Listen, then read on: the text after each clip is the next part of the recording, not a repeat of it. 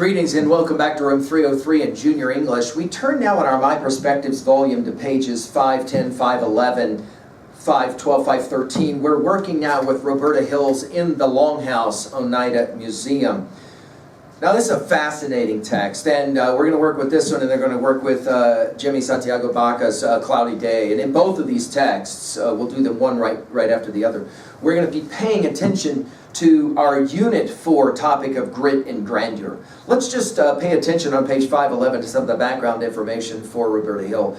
In the Longhouse Oneida Museum background, the Oneida Nation Museum in Green Bay, Wisconsin presents displays and educational programming to help visitors understand Oneida and Iroquois history and culture. One of the museum's permanent exhibits shows a traditional Oneida longhouse, a large communal home constructed by covering a wooden frame with elm bark. And then Roberta Hill herself, born 1947, was raised near Green Bay, Wisconsin, among the Oneida, one of the Iroquois nations. Her poetry often reflects feelings provoked by the legacy of forced migration, I would underline it, and the dispossession of Oneida lands. The poems in her first collection, Starkville, 1984, are organized according to 6 directions: north, south, east, west, skyward, and earthward.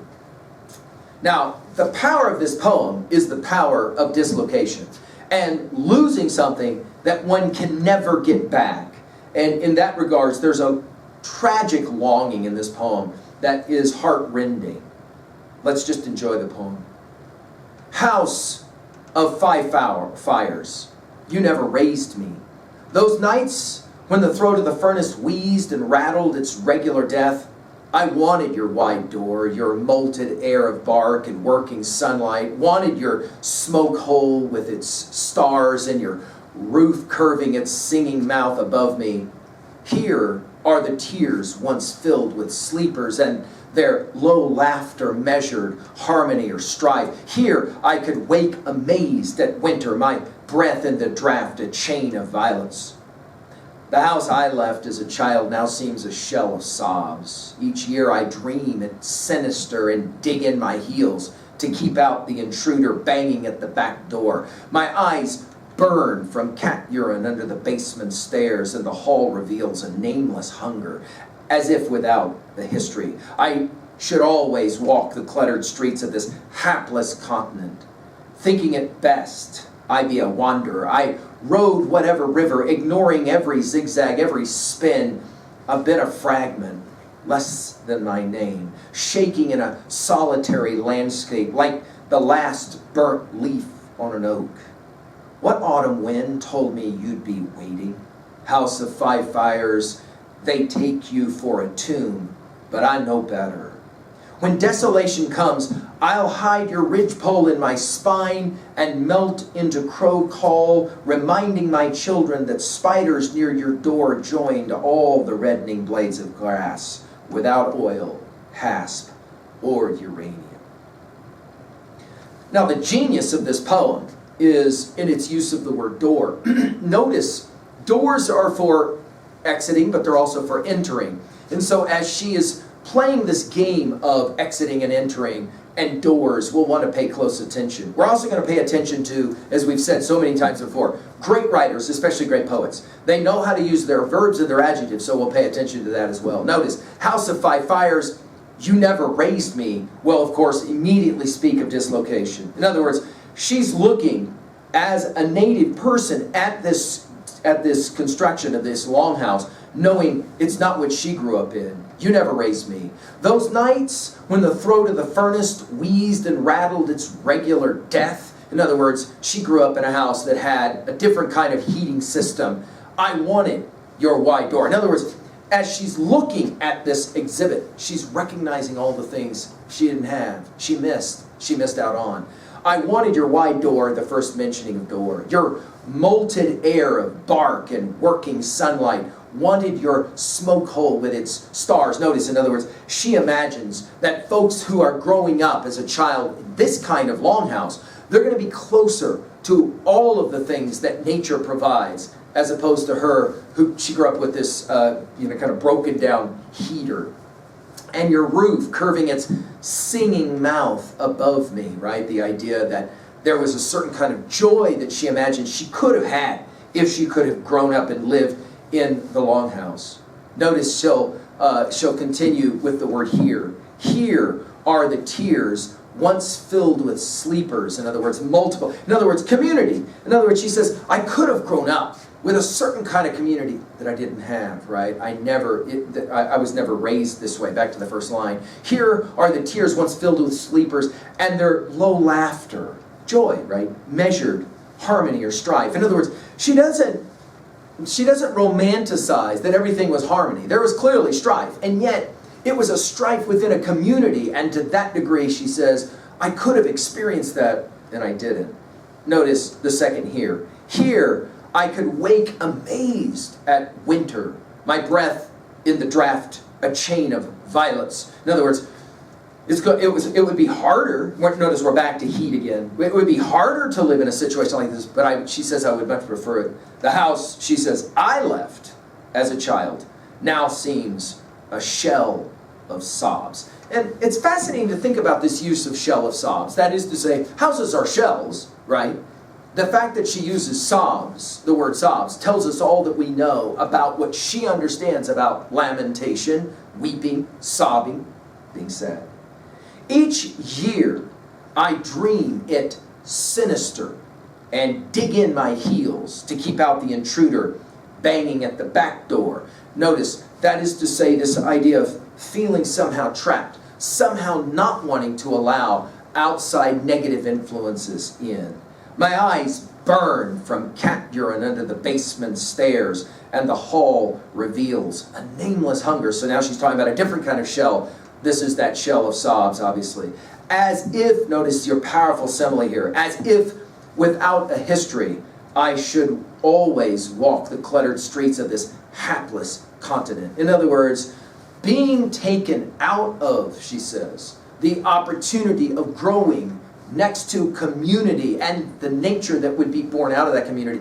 She says, I was in a different kind of shell, and that shell had cat urine in a basement. Of course, the basement is probably where the heater was, right? This heater that was wheezing and rattling. And now she's kind of stuck walking the cluttered streets of a hapless continent. In other words, dislocated. No roots, we might say it that way. Thinking it best, I be wanderer. Notice it's not thinking it best I be a wanderer, but rather wanderer. And it's here, of course, that she is tracking all the way back to the most ancient wanderer and the most famous wanderer of them all, Odysseus, right?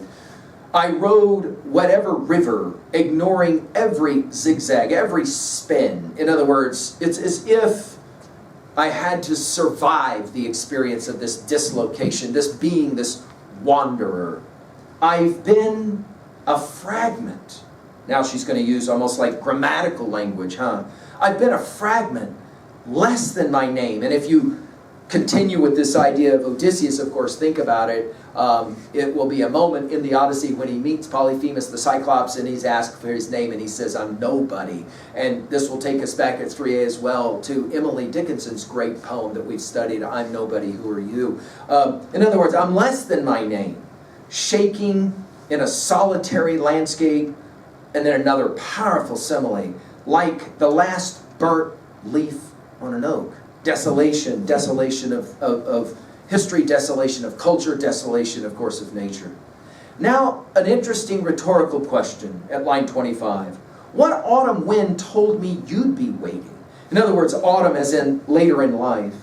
House of 5 fires, back to the first line. They take you for a tomb. Now, the they, obviously, the individuals that have created this exhibit, they take you for a tomb, but I know better.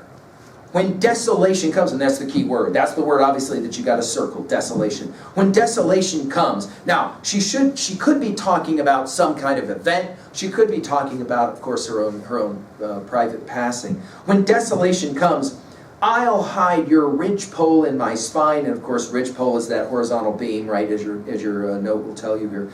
I'll hide your ridgepole in my spine. In other words, strengthen the spine. In other words, I'm going to draw, she says, from this legacy, that this culture that I didn't grow up with, but somehow I can still make it a part of me. I'll hide your ridgepole, and now we're getting to Unit 4's topic, grace, or grit and grandeur, right?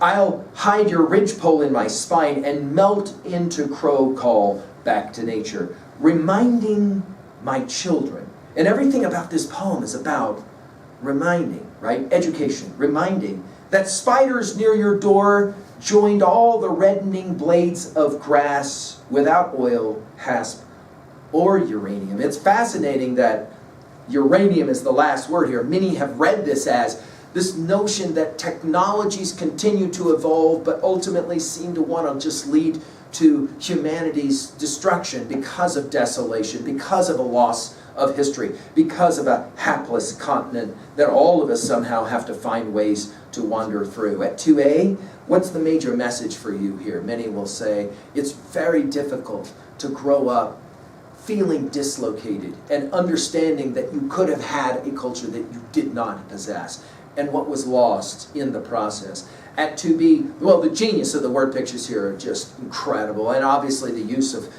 metaphors and similes that will be played out here as well. At 3A, well, I think it's very important that we would pay attention to some titles that we mentioned, the Odyssey, but the titles that would come to mind that would be specifically to our study here. Bury My Heart at Wounded Knee comes to mind, a classic text that I'll let you run to ground. And finally at 3B, in your upbringing, what did you have to come to terms with? You had to get through it, and there was no other way to get through it other than to get through it, to gut through it. And yet on the other side, you kind of begin to realize there's things you lost in the process. And what is that for you? And to what degree do you feel that this is a poem that speaks directly to you about getting through a certain type of desolation? Thank you.